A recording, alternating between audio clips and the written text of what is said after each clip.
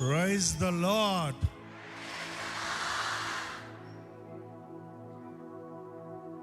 ఇక్కడే ఇలా ఉంటే పరలోకం ఇంకెలా ఉంటుందో కదా.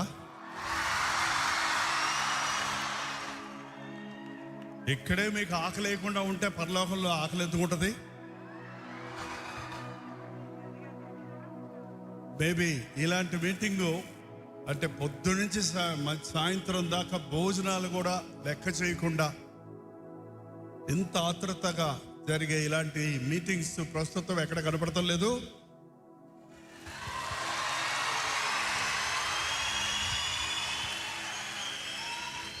కానీ ఇక్కడ కనపడింది. ఎన్నో అద్భుతాలు దేవుడు చేస్తూ వచ్చాడు. ఆ అద్భుతాల్లో ఇదొక అద్భుతం. ఇలాంటి షెడ్డు ఏర్పాటు చేయటం, ఈ స్థలం పర్మిషన్స్ దొరకటం, ఎన్నోసార్లు ఎంతో పోరాటంతో డేట్స్ క్యాన్సిల్ అవుతున్నప్పటికీ ఎక్కడ ఏమైనా చేయగలడు.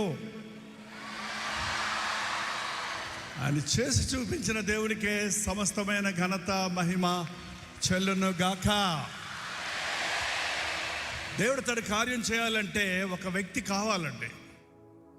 దేవుడు తన కార్యాలు చేయలేకపోతున్నాడు. ఏంటంటే ఆయనకి సంపూర్ణంగా సమర్పించుకున్న, ఆయన చేతుల్లో బాగా సిద్ధపడడానికి, నలగడానికి, చితకగొట్టబడడానికి, ఆయన మాట వినడానికి, ఆయన మాట చొప్పున చేయడానికి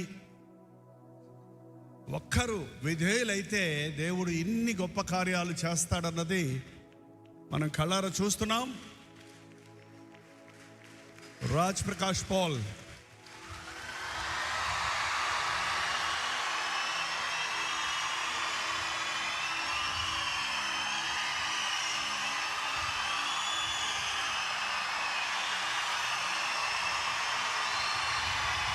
హల్లెలూయా. రాజ్ ప్రకాష్ పాల్ దేవునికే సమస్తమైన ఘనత మహిమ చెల్లును గాక. రాజ్ ప్రకాష్ పాల్ దేవుడు ఎవరండి? మీ దేవుడు ఎవరు? మరి మీరెందుకు చేయలేరు? మనం ఎందుకు చేయకూడదు? ఈరోజు ఆ తెగింపు రావాలి. దేవుడు ఒక్కరిని కాదు, ప్రతి ఒక్కరిని వాడుకోవడానికి సిద్ధంగా ఉన్నాడు. ఆయనకు సమర్పించుకున్న వారిని ఆయన చేతుల్లో నలగటానికి ఇష్టపడిన వారిని 5 రొట్టెలు 2 చేపలు ఆయన చేతికి తెచ్చి ఇచ్చినప్పుడు ఆయన ఆశీర్వదించి వాటిని విరిచాడంట. వాటికి నోరుంటే ఆ రొట్టెలకి మనం మామూలుగా ఒక్క ముక్క విరిచినట్టు ఉంటాం. కానీ కొన్ని ఫ్యాక్ట్స్ ఎలా చెప్తున్నాయంటే ముక్కలు ముక్కలుగా విరిచాడంట ఆయన. అన్ని ముక్కలు పంచినప్పుడు ఎంతమంది తిన్నారు? 5,000 మంది పురుషులు, లెక్కించలేనంత మంది స్త్రీలు, లెక్కించలేనంత మంది, ఫ్యామిలీ ప్లానింగ్ లేదు కదా, పిల్లలు ఒక్కొక్కరికి 10 మంది ఉండేవారు. సో కొన్ని వేల మంది దీవించబడ్డారు. నువ్వు నలిగితే విరిగితే దేవుడు నిన్ను కూడా వారిలో ఒంటరైన వారిని 1000 మందిని చేస్తాడు. ఎన్నిక లేని వాణిని ఒక జనాంగంగా చేస్తాడు. మన యేసు ప్రభు మార్పు లేనివాడు, మారనివాడు, నిన్న నేడు నిరంతరము ఏకరీతిగా ఉన్నవాడు. ఈ అంచెదనములలో క్రైస్తవ సంఘము ద్వారా దేవుడు తన అద్భుత కార్యములను ప్రపంచమంతటా జరిగించును గాక. ఆయన ప్రక్రియలో దేవుడు మిమ్మల్ని, మీలో ఇక్కడున్న ప్రతి ఒక్కరిని ఆయన ఉద్దేశముల ప్రకారము వాడుకొనును గాక. మీరు ఇక్కడ పొందినటువంటి మేల్కొల్పు, అభిషేకము మీ జీవితకాలం అంతా కొనసాగిస్తూ మరణము వరకు నమ్మకముగా పొందురుగాక. మీ పక్క వారికి వందనాలు చెప్పి కూర్చోండి. కొంతమంది అలసిపోయాము, వందనాలు చెప్పలేమంటున్నారు. హల్లెలూయా. కొందరు కొంచెం ఎండలో కూర్చున్నారు. ఎండ తగ్గిపోయిందిలేండి, గుండ్రంగా ఉన్నారు. కొందరు అక్కడక్కడ తిరుగుతున్నారు. దయచేసి ఈ లాస్ట్ సెషన్లో చివరి ముద్దలో ఉన్నట ఆశీర్వాదం ఉంటుందని అమ్మమ్మలు వద్దొద్దన్నా కూడా ఆ చివరి ముద్ద కుక్కుతారు. నాకు తెలుసు మీరు ఫుల్గా ఉన్నారు. 3 రోజుల నుంచి నేను చూస్తూనే ఉన్నాను, గమనిస్తూనే ఉన్నాను. మొత్తం ఆదికాండం నుంచి ప్రకటన గ్రంథం వరకు పరిగెడుతూ అనేక సత్యాలు, విషయాలు బోధిస్తూనే ఉన్నారు రాజప్రకాష్. ఈ 3 రోజులు ముమ్మరంగా. మధ్యలో దిగనప్పుడు కొంచెం పాయాసం లాగా ఆయాసం వచ్చేదాకా పాటలు పాడించి, ఆ పాటల సారం కూడా ఆ యొక్క వాక్య సారంగా ఉంది. చాలా పాటలు రాజప్రకాష్ తన అనుభవంలో నుంచి రాసిన ఉన్నాయి. కానీ స్తుతిలివిగో పాట రాసినప్పుడు నాకు అర్థం కాలేదు. ఆ పాట అనుభవం రాకముందే వచ్చే అనుభవాల గురించి రాసినట్టు ఇప్పుడు బాగా అర్థమవుతుంది. ఏది ఏమైనా కానీ నిన్నే స్తుతిస్తానన్నది ఎన్ని పోరాటాల్లో నుంచి, ఎన్ని సమస్యల్లో నుంచి, ఎన్ని డిసప్పాయింట్మెంట్స్లో నుంచి బయటకు వచ్చి ఈ కార్యాన్ని ఇక్కడ జరిగించడం జరిగిందో అక్షరాల ఆ పాట సారంగా ఉంది. స్తుతులు చెల్లించడం మనకు ముఖ్యం. జరిగిన తర్వాత స్తుతించడం కాదు. జరగక ముందే దేవుణ్ణి స్తుతిస్తే అసాధ్యాలు సుసాధ్యాలు అవుతాయి. దేవుని యందు విశ్వాసం ఉంచిన వాడు జరిగిన తర్వాత చూసి స్తుతించడం కాదు, విశ్వాసంతో జరగబోయే వాటిని గుర్తించి దేవుడిని స్తుతిస్తాడు. హల్లెలూయా.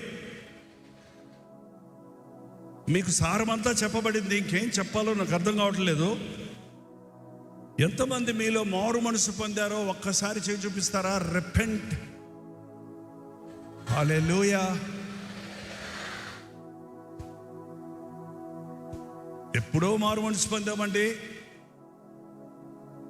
అంటారా? ఇప్పుడు మారు మనసు పొందారా? పాత చింతకాయ పచ్చళ్ళలాగా పాత అనుభవాలు సరిపోవు.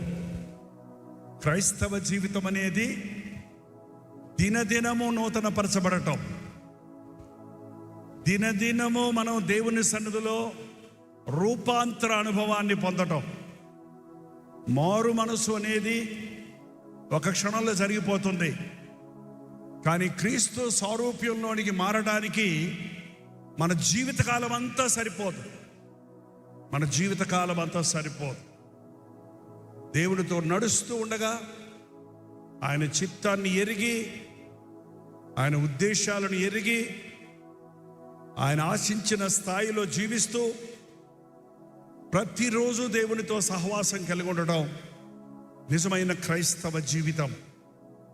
అటువంటి జీవితం మీరందరూ కలిగి ఉండాలని ఈ యొక్క 3 రోజుల రిపెంట్ కాన్ఫరెన్స్లో సరిదిద్దుకున్న మీరు, అభిషేకించబడిన మీరు, దేవుని ప్రేమను అనుభవించిన మీరు, దేవుని ఆనందంతో నింపబడిన మీరు మరణము వరకు నమ్మకంగా ఉండాలి.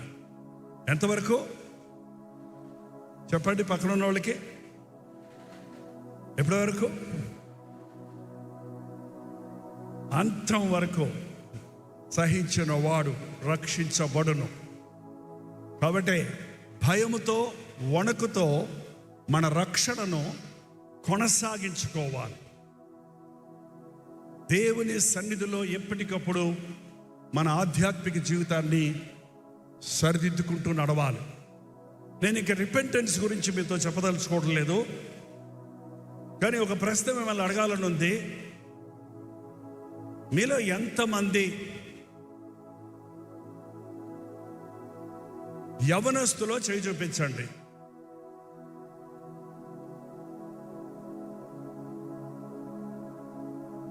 ఏంటండి మీ మధ్యలో ఉన్న వాళ్ళు కనపడతలేదు మాకు?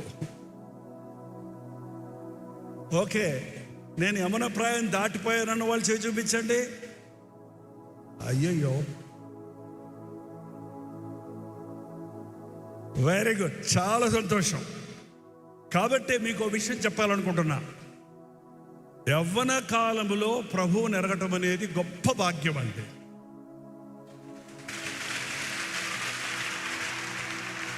లోకం మనల్ని ఎంగిలి చేయకముందే, లోకం మనల్ని వాడుకొని పాడు చేయకముందే నీ బాల్య దినములందే నీ సృష్టికర్తని ఎరగటం, నీ యవ్వన కాలములో నీవు కాడి మోయటం ఎంత గొప్ప ధన్యతో, ఎంత గొప్ప భాగ్యమో నా జీవితంలో నేను అనుభవించాను.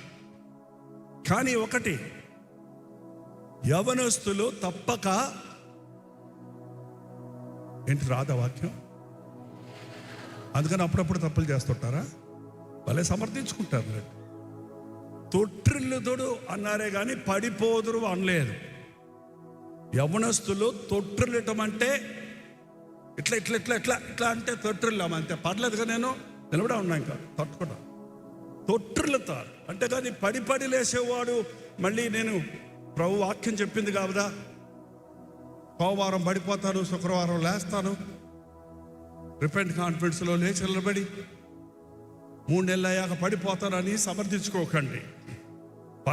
పడకుండా కాపాడువాడు ఆయనే.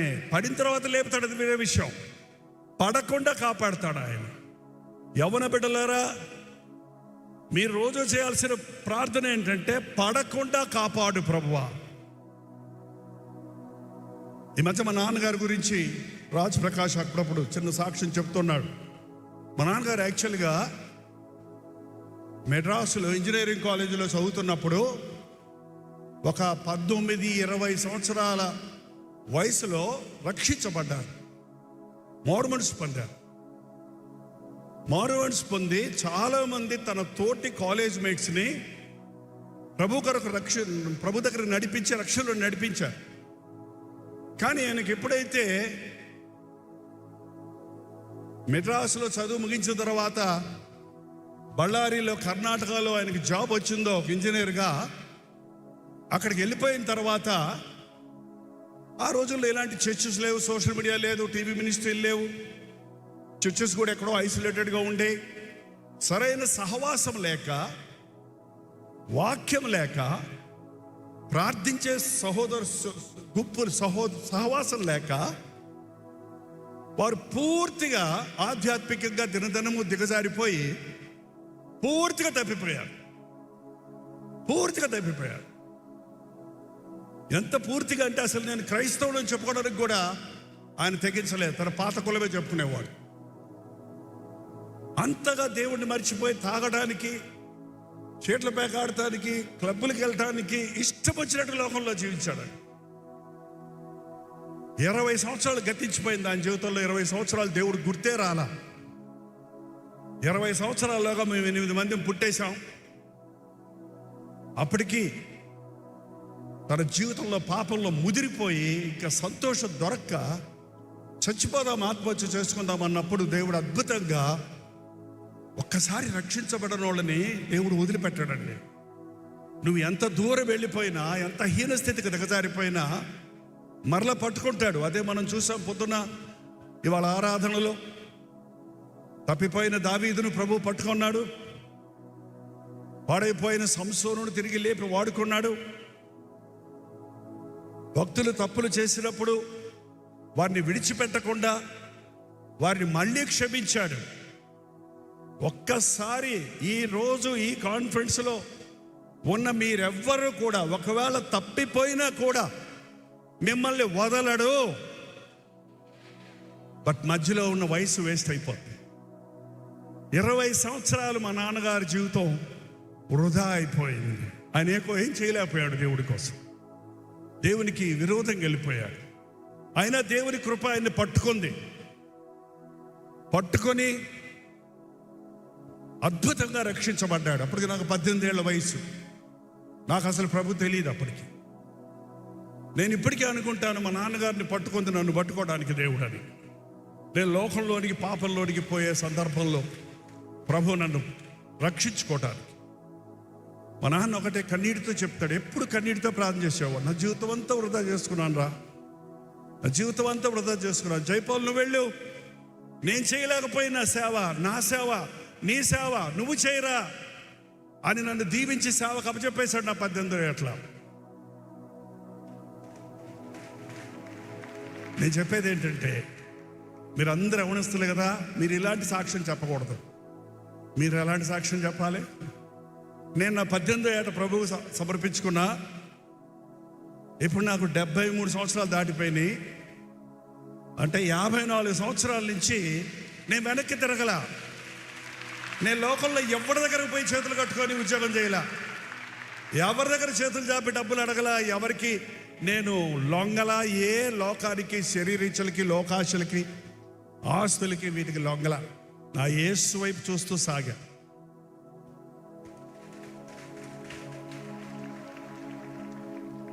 అందువలన నేను దీవించబడ్డాను. నా పిల్లలు 18 సంవత్సరాల వయసు వచ్చేలోగానే దేవుని చేతుల్లో బాగా వాడబడ్డారు. ఇప్పుడు కాదు వాడబడటం, ఇప్పుడు పబ్లిక్ అవుతున్నాడు రాజప్రకాష్. పుట్టినప్పటి నుంచి వాడబడుతూనే ఉన్నాడు. తన తలాంతులు కనబడుతూనే ఉన్నాయి. నా 3 కుమారులు కూడా డిఫరెంట్ టాలెంట్స్ ఇచ్చాడు, డిఫరెంట్ రీతిలో వాడుకుంటున్నారు వారిని. మీరు మీ యవ్వన కాలాన్ని వృధాపరుచుకుంటే, రక్షించబడిన తర్వాత నిర్లక్ష్యంగా ఉంటే, మీరు దేవుని ఆశీర్వాదాలను ఏమంటారు, మీ దేవునికి నీ పట్ల ఉన్న పరిపూర్ణమైన ప్రణాళికను పాడు చేసుకుంటారు. సంసోను దిక్కుమాలిన చావు చావాలన్నది దేవుడి ప్రణాళిక కాదు. ఫిలిస్తీన్లు మొత్తం అంతం చేయాలన్నది దేవుని ప్రణాళిక. కానీ తన అవిధేయత వలన, తన అజాగ్రత్త వలన తాను కొంతమటుకే చేశాడు. హోమోసైడ్ అంటారు, తను కూడా చచ్చిపోయాడు అందులో. అది కాదు దేవుని ఉద్దేశం. బట్ దేవుని పర్మిషన్ వెళ్ళి ఉంది. దేవుడు కృప కలిగిన వాడు కదా. విరిగిపోయిన దాన్ని కూడా ఆయన వాడుకుంటాడు, పనికిరాని దాన్ని కూడా వాడుకుంటాడు, పడిపోయిన వారిని లేవనెత్తుతాడు అన్నది నిరూపించుకుంటాడు ఆయన ఎప్పుడు. మన గొప్పతనాన్ని బట్టి కాదు. బట్ సంసోను విషయంలో పరిపూర్ణమైన దేవుని చిత్తం జరగలేదనే చెప్పాలి.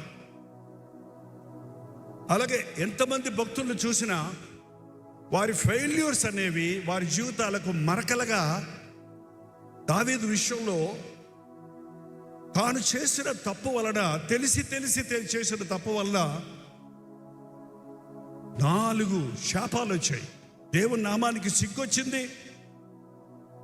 తాను చేసిన పాపం తన బిడ్డలు బహిరంగంగా చేయటం చూసి వేదన పడ్డాడు. యుద్ధాలు కలిగాయి. తనకు పుట్టిన బిడ్డ చనిపోయాడు. కాబట్టి ఈరోజు ఒకటే మిమ్మల్ని అందరిని విన్నవించుకునేది, యవ్వనస్తులారా, ఇందాక అంతమంది ఉన్నామన్నారు, ఎవడు పలకరు ఇప్పుడు? ఏంటి అప్పుడే ముసలోళ్ళు అయిపోయారా?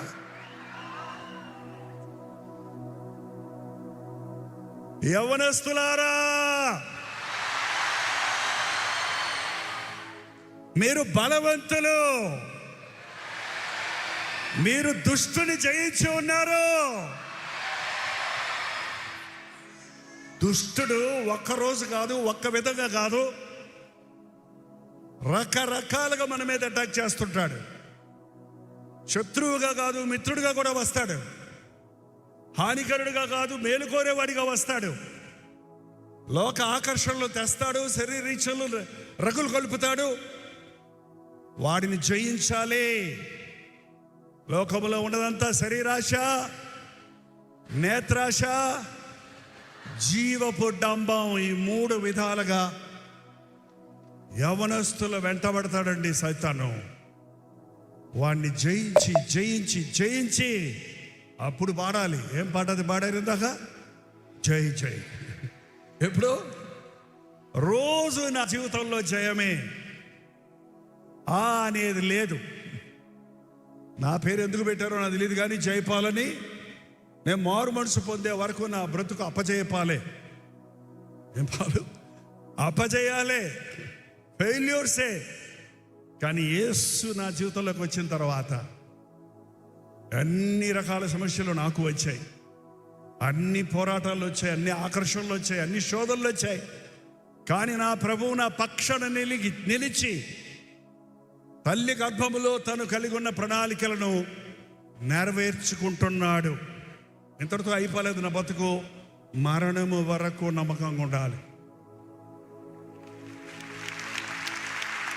చాలా మంది గొప్ప గొప్ప బోధకులు, గొప్ప గొప్ప దైవజనులు వారి చివరి దినాలలో డాక్టరల్గా డైవర్ట్ అవుతున్నారు. తప్పుడు సిద్ధాంతాల్లోకి వెళ్ళిపోతున్నారు, లోక పద్ధతుల్లోకి వెళ్ళిపోతున్నారు. అందుకని భయముతో నేను దేవుని సేవ చేస్తాను. ఎప్పుడు దేవుని చిత్తములోనే చేసుకుంటూ ముందుకు వెళ్తున్నాం. ఈ రాత్రి అవ్వలేదు, సాయంకాలం ఈ ఆవరణలో ఉన్న వాళ్ళందరూ మీరు చెప్పినట్టు మేమందరం మారు మనసు పొందాము. టీనేజర్స్, యవనస్తులము అని చేతులు ఎత్తిన వారందరూ కనుక దేవుని చేతుల్లో వాడబడితే ఈ ప్రపంచం అంతా యేసయ్య పాదముల చెంతకు వచ్చి జై జయలు కొడతారు. హైదరాబాద్లోనే ఉంటాను, ఇండియాలోనే ఉంటాను అనుకోవద్దు. బుద్ధిగంతముల వరకు మీరు నాకు సాక్షులై ఉండమన్నాడు ప్రభు. ఆయన చేతులకు సమర్పించుకున్న వారిని దేవుడు బహుగా వాడుకొనును. హల్లెలూయా.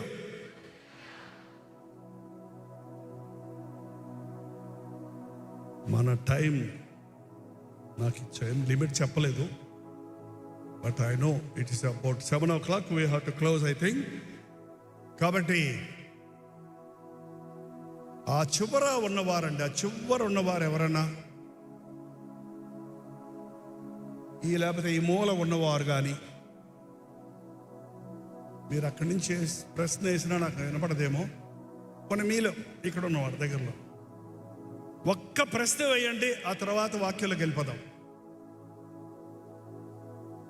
ప్రశ్న షార్ట్గా ఉంటే జవాబు షార్ట్గా ఉంటుంది. ఇది ఒక్క ప్రశ్న. ఇంత సంతోషం మధ్యలో, ఇంత ఆనందం మధ్యలో, ఇంత గొప్ప కార్యం మధ్యలో ఇంకా మనసులో ఏమైనా గోబూచులాడుతుందా? ఏదన్నా సందేహం, ఏదన్నా భయం, ఏదన్నా పోరాటం, ఏదన్నా సమస్య, స్వరం ఎత్తి అడగండి. మీ ప్రశ్నకి సమాధానం అందరికీ ఉపయోగపడుతుంది. లైవ్లో కూడా చాలామంది చూస్తున్నారు. ఎస్, నో టైం, త్వరగా. ఎస్ బ్రదర్,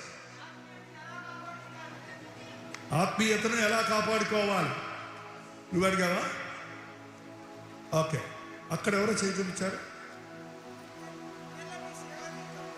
గట్టిగా. ఆ ముందున్నోళ్ళు విని ముందున్నోళ్ళు చెప్పండి. అదే ఇంతకుముందు వాళ్ళు చెప్తారు. వినపండి. ఏమన్నారా?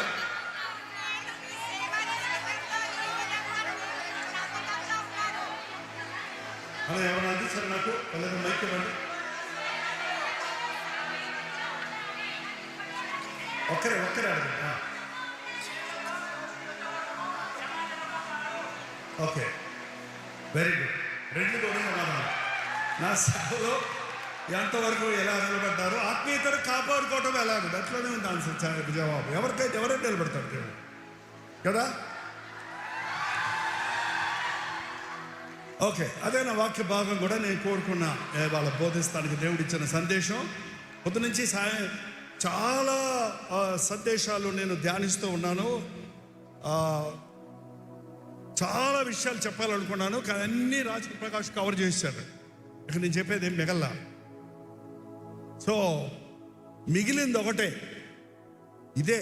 ఇవాళ మీరందరూ యువర్ త్రూ, మీరందరూ ముట్టబడ్డారు, అభిషేకించబడ్డారు, మెల్ట్ అయ్యారు, మోల్డ్ అయ్యారు, ఎంజాయ్ చేశారు దేవుని సన్నిధిలో, తీర్మానించుకున్నారు దేవుని సన్నిధిలో, ఒక ప్రతిష్ఠించుకున్నారు దేవునికి. కానీ ఒక్కటి, ఇప్పుడు ఇక్కడి నుంచి వెళ్ళాక ఎలా బ్రతకాలి, ఈ రోజు నుండి మరణం వరకు దేవునికి నమ్మకంగా ఎలా ఉండాలి అనేది మనం నేర్చుకోవాలి ఇప్పుడు. ఎస్ సార్, అవునా? ఓకే, చిన్న ప్రార్థన చేసుకుందాం. పరిశుద్ధుడా నీకు వందనములయ్యా, గొప్ప దేవ నీకు వందనములయ్యా. పడి లేచే క్రైస్తవ జీవితం కాక పడకుండా కాపాడే ఆధ్యాత్మిక జీవితంలో యేసు వైపు చూచూ సాగిపోవడానికి ఈ యవ్వన బిడ్డలందరికీ సహాయం ఇచ్చేయ్యా. నిన్ను ప్రేమించిన వారు, నీ చేత ప్రేమించబడుచున్న వారు, నీవు ఆకర్షించుకున్న వారు ఈ 3 రోజులుగా నీ సన్నిధిలో గడిపిన నీ బిడలందరి హృదయాలు నీ వెరిగిన దేవుడవు, వారి హృదయ వాంఛలు ఎరిగిన దేవుడవు. వారి తపన నీవు చూస్తున్నావయ్యా, వారి ఆశ నీవు చూస్తున్నావయ్యా, వారి బలహీనతలు నీవు ఎరుగున్నావయ్యా. మా బలహీనతలను బలంగా మారుస్తావని, మేము సిగ్గుపడిన చోటనే మా తలెత్తి నీ నామాన్ని ఘనపరుచుకుంటావని మేము పాడాము, విన్నాము, ధ్యానించాము. అది మా జీవితాల్లో నెరవేరేటట్లుగా మాతో మాట్లాడుమని క్రీస్తు నామములో అడుగుచున్నాను తండ్రి. ఆమేన్, ఆమేన్.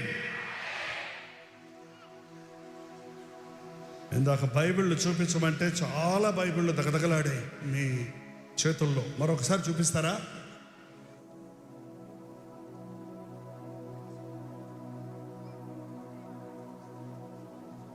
ఓకే. బైబిల్ లేని క్రైస్తవుడు, భక్తి లేని క్రైస్తవుడు. సారీ, మాకు డిజిటల్ బైబిల్ ఉందంటారేమో. Okay, but carry a printed Bible. దిప్పేకండి.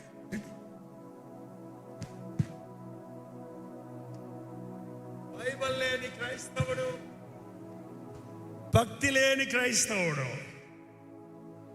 బైబిల్ ఉండి చదవని క్రైస్తవుడు, బుద్ధి లేని క్రైస్తవుడు. ఉంటే సరిపోద్దేంటి? చదవాలి కదా. చదివిన దానిని అనుసరించని క్రైస్తవుడు చదువుతాడు, కానీ అనుసరించని క్రైస్తవుడు దరిద్రపు క్రైస్తవుడు. ఇప్పుడు ప్రపంచంలో దరిద్రపు క్రైస్తవులు ఎక్కువైపోతున్నారు. అందుకే క్రైస్తవులు అంటే విలువ లేకుండా పోతుంది. బైబిల్ని బతికి చూపించడం అండి భక్తి అంటే. చేతిలో బైబిల్ పట్టుకోవడం గొప్పే కాదు. బైబిల్ని వాకింగ్ బైబిల్స్గా మనం మారాలి. మన బ్రతుకులో బైబిల్ ఇతరులు చదవాలి. హల్లెలూయా. నేను రక్షించబడ్డ రోజు నుంచి నాకు ఇష్టమైనది, నా చేతిలో ఉండకపోతే నాకేదో పోగొట్టుకున్నట్టున్నది, నా బైబిల్. ఇది అరిగిపోద్ది, చినిగిపోద్ది, మళ్ళీ ఒకటి కొనుక్కుంటా, మళ్ళీ ఒకటి. అండర్లైన్ చేసుకోండి మీ బైబిల్లో. ఏంటి కొంతమంది ఇట్లా పెట్టారు? ముసలోని నేనే ఎత్తి పట్టుకుంటే మీరేంటండి కుర్రోళ్ళు అన్నారు, పడుచోళ్ళు అన్నారు. కమాన్, బైబిల్ మనం మోస్తే బైబిల్ మనల్ని మోస్తుంది అన్నాడు డిఎల్ ముడి అనే భక్తుడు. ప్రతి క్రైస్తవుడి చేతుల్లో బైబిల్ ఉండాలని నేర్పించారు భక్త్ సింగ్ గారు. బైబిల్, ప్రార్థన రెండు రెక్కల వంటివి. ఆ రెండు రెక్కలు ఉన్న క్రైస్తవుడు రెండు రెక్కల పక్షుల ఆకాశంలో ఎగురుతుందో. బైబిల్, ప్రార్థన చేసే క్రైస్తవుడు భూమికి అతీతంగా, భూమి ఆకర్షణ శక్తికి అతీతంగా ప్రభు కొరకు జీవిస్తాడు. హల్లెలూయా. పఠింప శ్రేష్ఠ గ్రంథం బైబిలు, పఠింప శ్రేష్ఠ గ్రంథం బైబిలు, ఎచటనైన చదువుడి, నెనరుతోన చదువుడి, ఓ పఠింప శ్రేష్ఠ గ్రంథం బైబిలు. హల్లెలూయా. దింపండి. బైబిల్లో ఒక్క అధ్యాయమే ఉన్న కొన్ని పుస్తకాలు ఉన్నాయి. అందులో ప్రకటన గ్రంథానికి ముందున్న పుస్తకం ఏంటో తెలిసిన వాళ్ళు చెప్పండి. బైబిల్ చదివే వాళ్ళు చాలా మంది ఉన్నారు. దేవుని స్తోత్రం. యూదా రాసిన పత్రిక ఒక్క పేజే ఉంది. అంచెదినములలో క్రైస్తవులకి అత్యవసరమైన విషయాలన్నీ ఈ ఒక్క అధ్యాయంలో ఉన్న 25 వచనాలలో ఇమిడ్చి క్లుప్తంగా రాశాడు యోధా. ఈ యోధా ఇస్కారియోతు యోధా కాదు. ప్రభువు శిష్యుల్లో మరొక యోధా ఉన్నాడు, మంచి యోధా. అతను కాదు. మరెవరో తెలుసా? అక్కడే రాశాడు చూడండి. యేసుక్రీస్తు దాసుడును యాకోబు సహోదరుడునైన యోధా. యేసు ప్రభుకి యూదా, యాకోబులనే ఇద్దరు సహోదరులు ఉన్నారు. వారు యేసు ప్రభునందు విశ్వాసం ఉంచలేదు మొదట. కానీ ఎప్పుడైతే వారు యేసు ప్రభు పరిచర్యను చూశారో, మరి ముఖ్యంగా ఆయన సిలువను చూశారో వారిద్దరూ కూడా తమ సహోదరుడిగా కాకుండా లోక రక్షకుడిగా ప్రభువుని ఎరిగి యాకోబు యూదాలు ప్రభు శిష్యులతో పాటు ఆది సంఘములో గొప్ప దైవజనులు సేవకులయ్యారు. యాకోబు రాసిన పత్రిక కూడా ఉంది బైబిల్లో. ఆ యాకోబు రాసింది కూడా యేసు ప్రభు సహోదరుడు. అలాగే యూదా మరొక సహోదరుడు. యాకోబు పత్రిక చదివితే ప్రార్థన యొక్క ప్రాముఖ్యత గురించి ఎక్కువగా ఉంటుంది. మీకు ప్రార్థన గొప్పతనం ఏంటి, ప్రార్థన ద్వారా ఏం జరుగుతుందో తెలుసుకోవాలంటే యాకోబు పత్రిక చదవండి. యూదా చాలా సైలెంట్గా అన్ని అబ్జర్వ్ చేస్తున్నట్టు ఉన్నాడు. కానీ చివరిగా సంఘానికి ఆనాడు ఈనాటి వరకు ఉన్న ప్రతి విశ్వాసికి అవసరమైన హెచ్చరికలతో కూడిన ఈ యూదా పత్రిక రాశాడు. ఇవన్నీ మనం చదవడానికి ధ్యానించడానికి సమయం చాలదేమో, కానీ ఇందులో ఉన్న సారం ఏంటంటే, నువ్వు ఎంత మంచోడివైనా, దేవుడు కోరుకున్న వాడివైనా, దేవుడు ఏర్పరచుకున్న వాడివైనా, దేవుడి చేత సృష్టించబడిన వాడివైనా, రక్షించబడిన వాడివైనా, నువ్వు పాపం చేస్తే తీర్పు ఉంది. దేవదూతలను దేవుడు ఎంతో సృష్టించుకున్నాడు. అవి తప్పు చేసినప్పుడు వాటిని బంధించాడు. అలాగే ఆ రోజు ఇశ్రాయేలు జనాంగం దేవుడి చేత ఎంతో ప్రేమించబడ్డారు, కానీ వారు లోబడినప్పుడు నష్టపోయారు. అలాగే ఎన్నో విషయాలు ఇందులో రాయబడి ఉన్నాయి. అంచె దినాలలోకి వచ్చేటప్పటికి సువార్త విస్తారంగా జరుగుతుంది. ఎందుకంటే సకల జనులకు సువార్త అందే వరకు ఆయన రాకడ రాదు. ప్రభు రాకడలో అనేకమైన గుర్తులు నెరవేరుతున్నాయి. ఆ గుర్తుల నెరవేరుతో పాటు ఇంకొకటి ఏంటంటే, ప్రతి మనిషికి ఒక్కసారైనా యేసే రక్షకుడన్న మాట వినబడాలి. వినబడకుండా ఆయన వస్తే ఆయన న్యాయం చేసిన వాడు అవ్వడు. వాడు లోబడతాడో లోబడ్డో, వింటాడో వినడో అనేది పక్కన పెట్టండి. వినిపించవలసిన బాధ్యత విశ్వాసులమైన మన మీద ఉంది, సేవకులైన మన మీద ఉంది. ప్రభు ఆజ్ఞను శిరసావహించే వారు భూదిగంతముల వరకు సమస్త జనులకు సువార్త ప్రకటించబడాలి. అందుకే ఇలాంటి గ్యాదరింగ్స్ ఇవి దేవుని నిర్ణయమైనవండి, దేవుని ఏర్పాటు. ఇవి మనుషుడు చేసేవి కావివి. It's not possible. మనుషులు చేయడానికి ఇది అసాధ్యం అండి. I know what is Raj Prakash. తను ఎంత తగ్గించుకుంటాడో, ఎంత ఎంటీ చేసుకుంటాడో చూసినప్పుడు, సాధ్యమా దేవుడు తన మనసులో పెట్టిన మాట సాధ్యం చేస్తాడు అని నమ్మటం వల్ల దేవుడు చేసిన పని. కానీ అందరి మనసులను, అన్ని పరిస్థితులను తన కైవసం చేసుకొని దేవుడు చేయటం వల్ల జరుగుతుంది. కానీ ఏ మనుషుడి వలన ఇది అసాధ్యం. అందుకే దేవుడు అసాధ్యాలను తనకు సమర్పించుకున్న మనుషుల ద్వారా సుసాధ్యాలుగా చేయడానికి ప్రపంచం అంతటా కొన్ని దేశాల్లో ఇవాళ ఉజ్జీవం రగులుకుంటుంది. కొన్ని దేశాలు ఆరిపోతున్నాయి.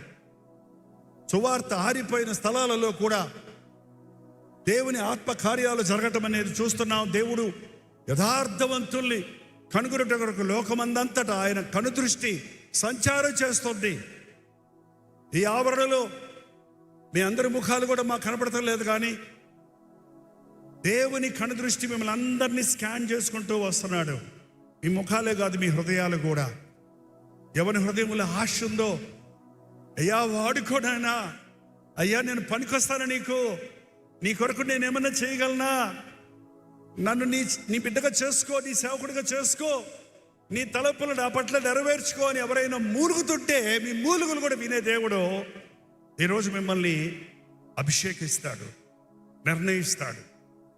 రాబో దినాల్లో ఎన్నెన్ని దేశాలలో, ఎన్నెన్ని ప్రాంతాలలో, ఎన్ని మారుమూల గ్రామాలలో, సువార్త అందని స్థలములలో మీరు కనబడతారన్నది లోకానికి తెలియపోవచ్చు, కానీ దేవునికి బాగా తెలుస్తుందండి. దేవుని ప్రణాళికలు నెరవేరుతాయి. దేవుడు కోరుకున్నవారు దేవుని కార్యాలు జరిగించినప్పుడు సువార్త సకల జనులకు అందించబడుతుంది. కానీ ఇందులో ఈ సువార్త సకల జనులకు అందేటప్పటికీ కల్తీ అయిపోతుంది, చాలా కల్తీ. ఈ రోజున ప్రపంచంలో పెద్ద ప్రశ్న ఏంటంటే, ముఖ్యంగా మన తెలుగు రాష్ట్రాల్లో ముఖ్యమైన ప్రశ్న ఏంటంటే, ఎవరు నిజమైన సేవకులు, ఏది నిజమైన సేవ, ఏది కాదు అనేది గలిబిలిగానే ఉంది. ఆర్భాటాలు చూసి దేంతో ఆర్భాటం అంటారు, ఆర్భాటం లేకపోతే వీళ్ళకి ఆశీర్వాదం లేదంటారు. అబ్బో, విమర్శించే నోటికంట ఆ నాలుగుకి తాళమే లేదు కదా. మీ నాలుక చూడండి ఎలా ఆడుతుందో, లోట్లో 3 అంగుళాలు కోసి చేతులు పెట్టుకుంటే రబ్బర్ ముక్క పెట్టండి. కానీ అది మాట్లాడే మాటలో ఎంత పెద్ద అరణ్యాన్ని ఇంత చిన్న నుప్పు అంటించినట్టు నాలుక అగ్నియే అన్నాడు. ఇలాంటి కన్ఫ్యూజన్స్లో చాలామంది అమాయకులు బలైపోతున్నారు. యేసులోని యథార్థతను చూడకుండా సేవకుని చూసి, సేవను చూసి, సంఘాన్ని చూసి దేవుడు లేడనే వాళ్ళు ఉన్నారు. ఇదంతా ఆట కళ్ళబొల్లితనం అనుకునే వాళ్ళు ఉన్నారు. ఆ అబద్ధ బోధకుల బోధల వెంట అనేక గుంపులు చెదిరిపోయే వాళ్ళే ఉన్నారు. అందుకనే అటువంటి పరిస్థితులు అంచెదనాల్లో ఏర్పడుతున్నాయి. అటువంటి పరిస్థితులకి అవసరమైన సందేశాన్ని ఈ యూద ఇక్కడ తెలియజేస్తూ ఉన్నాడు. తీర్పు తీర్చడం మీ పని కాదు, తీర్పు తీర్చడం నా పని అన్నాడు ప్రభు. మీరు తీర్పు తీర్చకండి, మీ పగవాడు మీ దగ్గరకు వస్తే క్షమించండి. మీకు తెలిసిన విషయాలు తీర్పు తీర్చినా సరికాదు, తెలియని విషయాలు ఎందుకు తీర్పు తీరుస్తాం? కానీ నీవు దేవుని సన్నిధిలో ఒక 4 స్టెప్స్ ఉన్నాయండి. వాళ్ళ ఇక్కడే మళ్ళీ నేను వ్యాఖ్యానంలోకి వెళ్తే అసలు మెసేజ్ మిస్ అవుతాం. సో యాకోబు రాసిన పత్రిక 1వ అధ్యాయం అని చెప్పక్కర్లేదండి, 20వ వచనం. యాకోబు 20వ వచనం. యాకోబు రాసిన పత్రిక, యోధ రాసిన పత్రిక 20వ వచనం. ప్రియులారా, మీరు విశ్వసించు అతి పరిశుద్ధమైన దాని మీద మిమ్మును మీరు కట్టుకొనుచు, పరిశుద్ధాత్మలో ప్రార్థన చేయుచు, నిత్య జీవార్థమైన ప్రభువు యేసుక్రీస్తు కనికరము కొరకు కనిపెట్టుచు, దేవుని ప్రేమలో నిలుచున్నట్లు కాచుకొని ఉండండి. ప్రియులారా, మీరు విశ్వసించిన అతి పరిశుద్ధమైన దాని మీద మిమ్మును మీరు కట్టుకొనుచు, పరిశుద్ధాత్మలో ప్రార్థన చేయుచు, నిత్య జీవార్థమైన ప్రభువు యేసుక్రీస్తు కనికరము కొరకు కనిపెట్టుచు, దేవుని ప్రేమలో నిలుచున్నట్లు కాచుకొనుడి. కట్టుకొనుచు, ప్రార్థించుచు.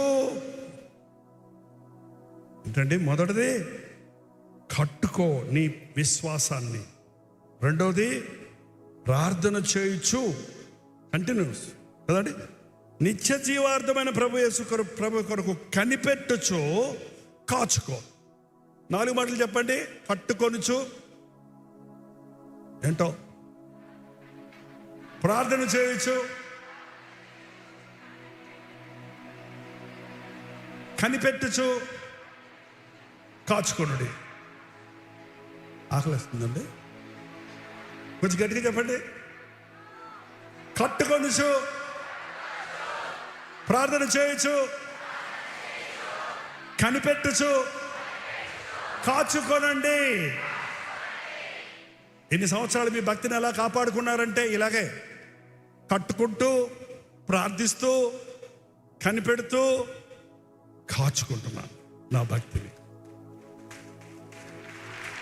నీవు ఈరోజు ఇక్కడ సంపాదించుకున్న దేవుని ఆశీర్వాదాలు, ఇక్కడ నీవు పొందిన అభిషేకము, ఇక్కడ నీవు చేసిన నిర్ణయాలు నీ జీవితాంతం వరకు నీవు కాపాడుకోవాలంటే ఆధ్యాత్మిక జీవితంలో నువ్వు కట్టబడాలి. క్రైస్తవ భక్తి బిల్డింగ్తో పోల్చబడిందండి. ఒక గృహం కట్టాలన్నప్పుడు దానికి పునాది ఉంటుంది. ఫస్ట్ ఏమేస్తారండి? పునాది వేస్తారు.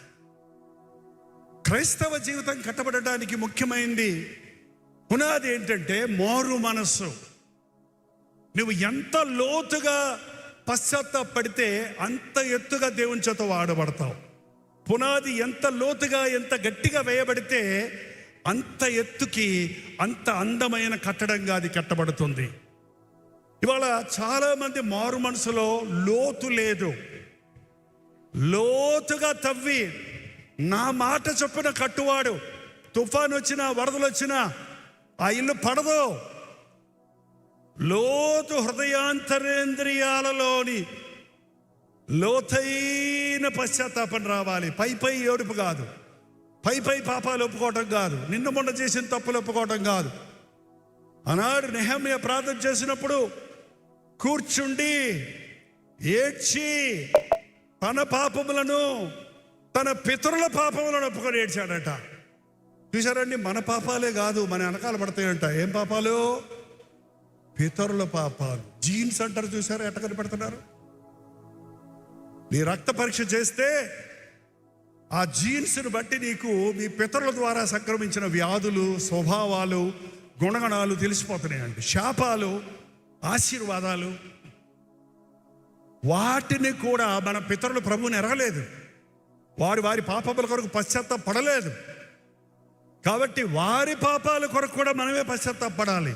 దానియేలు కూడా అలాగన్నాడు, దేవుని సన్నిధిలో ప్రభువా మా ముఖమునకు సిగ్గే ఉన్నది, మేము మా పితరులు నీకు ఎదురుగుండా మీ ఎదుట పాపం చేస్తున్నాము అని తన పాపముల కొరకు, ఆనాడు ఇశ్రాయేలు జనాంగం చేసిన పాపములన్నిటి కొరకు తాను పశ్చాత్తాపడి ప్రార్థన చేశాడు. కాబట్టి గొప్ప దైవజనుడిగా, దేవుని అద్భుత కార్యాలు లోకానికి చూపించేవాడిగా, మొత్తం సమూహాన్ని దేవుని కొరకు నడిపించేవాడిగా మారాడు.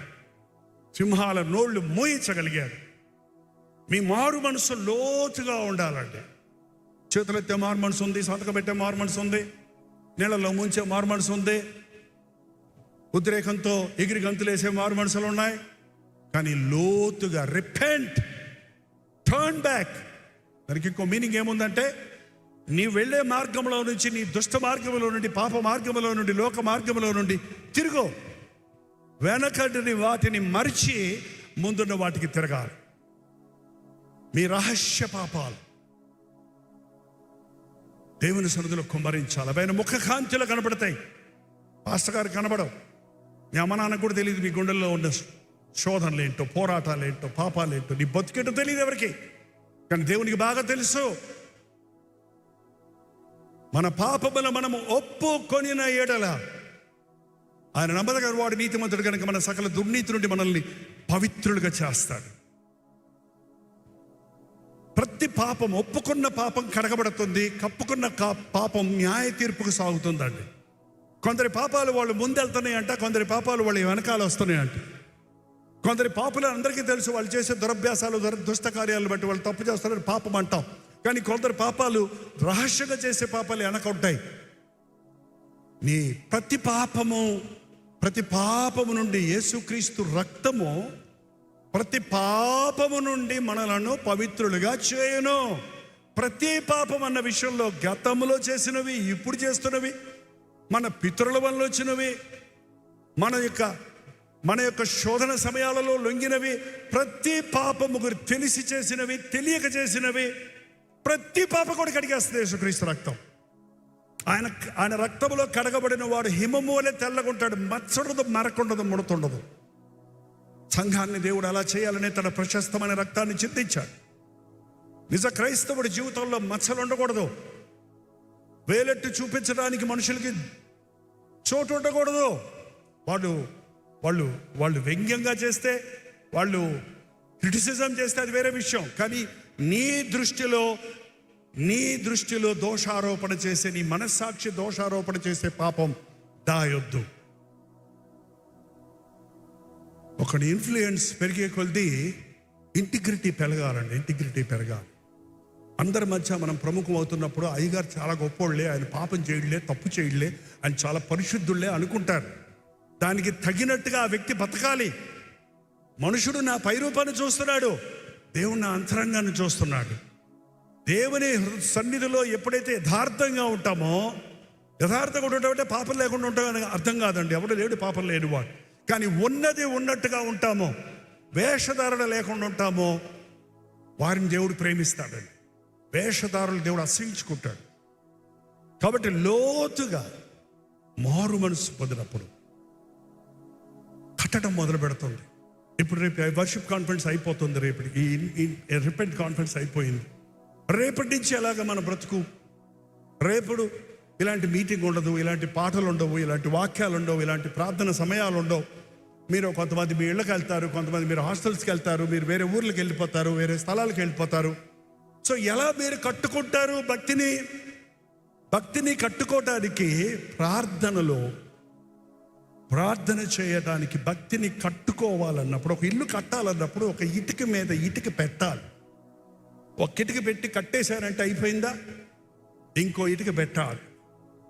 ఈ ఒక్కరోజు నీవు పునాది వేయబడ్డావు, ఇక నుంచి నీవు కట్టుకోవాలి. నువ్వే కట్టుకోవాలి.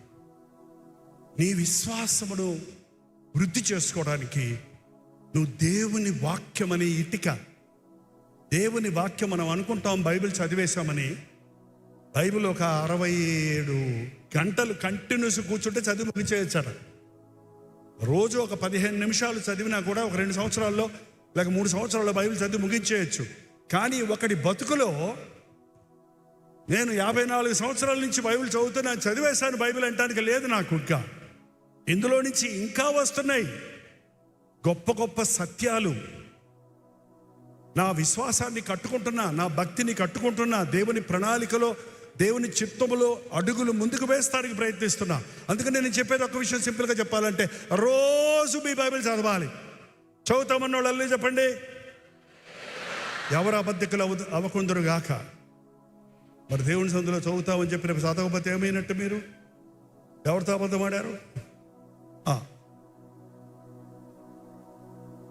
ఎంత చదివా నేను అడగటంలా, ఎంతసేపు చదివాని అడుగుతారు కొంతమంది. గుండెల్లో మంట పుట్టే వరకు చదవండి. మీ ఇంట్లో ఏదైనా ఒక వస్తువు పోయిందనుకోండి, ఎంతసేపు ఎత్తుకుతారు చెప్పండి? ఎంతసేపు ఎత్తుకుతారు? దొరికే వరకు ఎత్తుకుతాం, అంతే. బైబిల్ నువ్వు మొదలు పెట్టుకొని నీకు మనస్సుకు నెమ్మది దొరికే వరకు ఎత్తుకో. నీకు అవసరమైన పాయింట్కి, సమస్యకు సమాధానం దొరికే వరకు ఎత్తుకో. నువ్వు 1 అధ్యాయం చదువుతావో 10 అధ్యాయాలు చదువుతావో 1 వచనం చదువుతావో అది ముఖ్యం కాదు. నాకు ఈ మాట దొరికింది, నా దేవుని మాట నాకు దొరికింది, నీ మాట నాకు దొరకగా నాకు సర్వ సంపదలు దొరికినంత సంతోషం వచ్చిందన్నాడు దావీదు. నీ మాట దొరికింది, నా పాదములకు వెలుగయ్యింది, చీకట్లో గందరగోళంగా దారి ఎత్తుకుంటున్నాను. నీ మాట, నీ వెలుగు నా అడుగు జాడల్లో పరంగానే చీకట్లో నాకు దారి కనపడింది. మనకు రోజు చీకట్లో ఉంటాం, అయోమయ పరిస్థితుల్లో ఉంటుంటాం.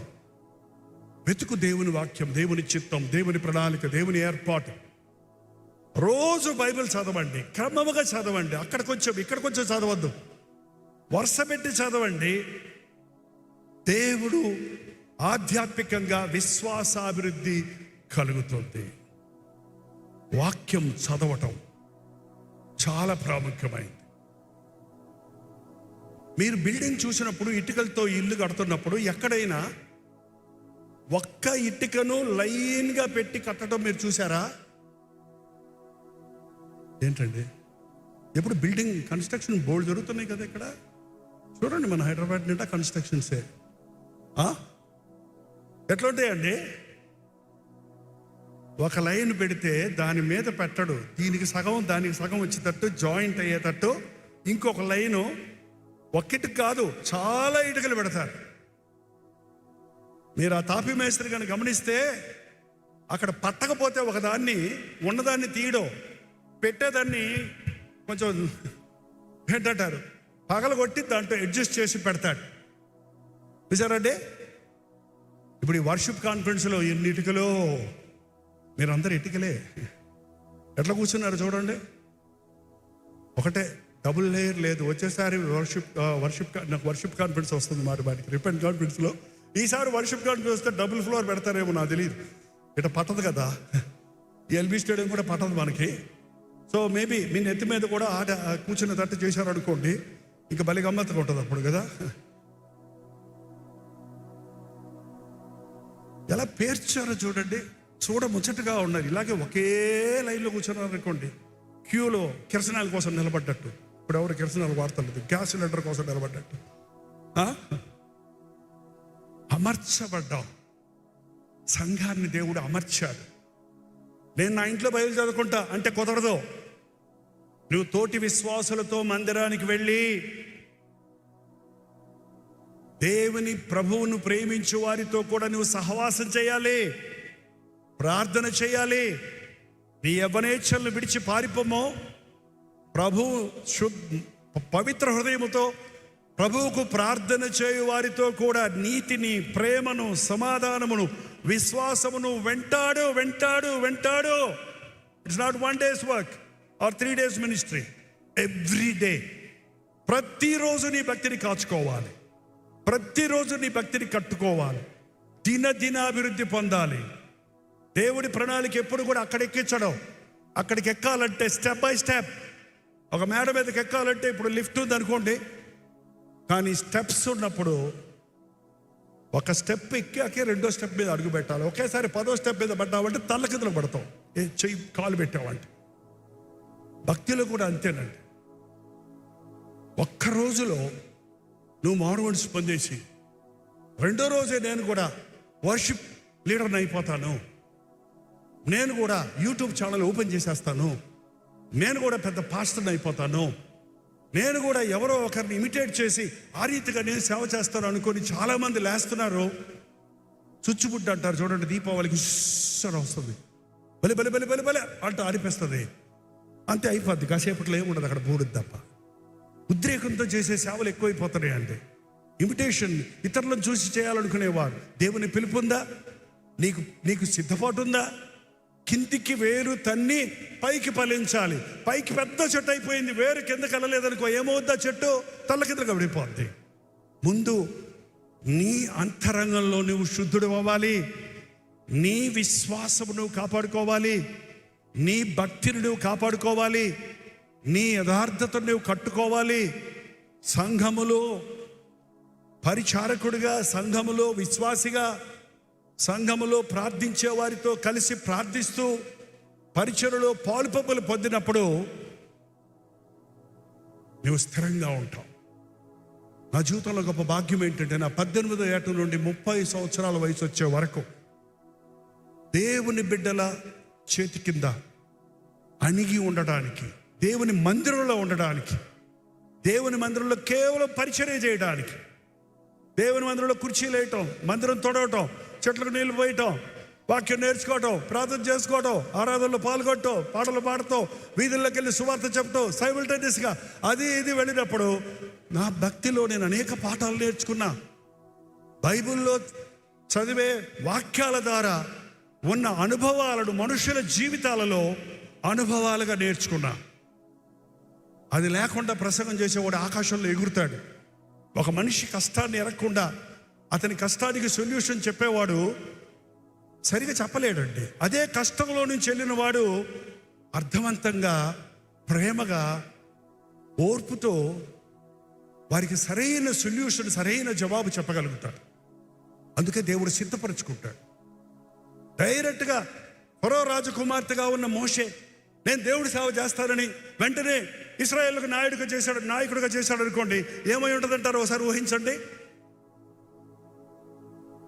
తిరగబడ్డ వాళ్ళని, సరిగిన వాళ్ళని ఎక్కడికక్కడ టపా టపా టపా టెన్నిస్ ఆడినట్టు ఆడేవాడు. ఏమండి, విసికిచ్చే జనాన్ని, లోపడిన జనాన్ని రాజుగా అధికారంగా పెత్తనం జలాయిస్తే చంపేయడ్రా, తీసేయడ్రా, తొట్టేయడ్రా అంటాడు అంతే. కానీ 40 సంవత్సరాలు అతను అరణ్యంలోకి తీసుకెళ్ళి నలకొట్టాడు, అనామికుడిగా చేశాడు, అన్లర్న్ చేశాడు, మిక్కిలి సాత్వికుడిగా మానాడు. కోపిష్టి, తొందరపాటు మనిషి మోషే. కానీ దేవుడి చేతుల్లో నా సేవకుడైన మోషే మిక్కిలి సాత్వికుడు. అందుకనే 40 సంవత్సరాలు 20 లక్షల మంది జనాన్ని సణుక్కుంటూ, గొణుక్కుంటూ, విసిగిస్తూ ఉన్న జనాన్ని నడిపించగలిగాడంటే, మనకి 2 పిల్లలు ఉంటే వాళ్ళని నడిపించలేక చచ్చిపోతున్నాం మనం కదండి. ఒక స్కూల్ టీచర్కి లేక ఒక ప్రొఫెసర్కి క్లాసులో ఒక 20 మంది కుర్రోళ్ళు ఉంటే పిచ్చి పట్టేస్తుంది అంట వాళ్ళకి. పాపం ఒక్కొక్కడు పిచ్చి పిచ్చిగా అవుతుంది. కానీ ఎంత ఓర్పుతో, ఎంత సహనంతో ఆకాశం నుండి దేవుని శక్తిని భూలోకానికి దింపగలిగాడు. దేవుని చేతుల్లో కట్టుకోవాలి, దేవుని బిడ్డలతో కట్టుకోవాలి. when you are going through difficult circumstances, whether you will become bitter or better అన్నారు ఒకరు. కష్టతరమైన పరిస్థితుల్లో నుంచి వెళ్తున్నప్పుడు నీవు మెరుగుపడతావు, లేకపోతే చేదైపోతావు.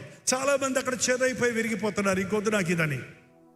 కానీ అటువంటి పరిస్థితుల్లో నీ వేదన, నీ శోధన ఎంత లోతుగా ఉంటుందో, నీ బోధ, నీ బ్రతుకు, నీ పరిచర్య అంత ఘనంగా ఉంటుంది. అది నా అనుభవం. అది ఈనాడు చూస్తున్నాం రాజ్ ప్రకాష్లో కూడా.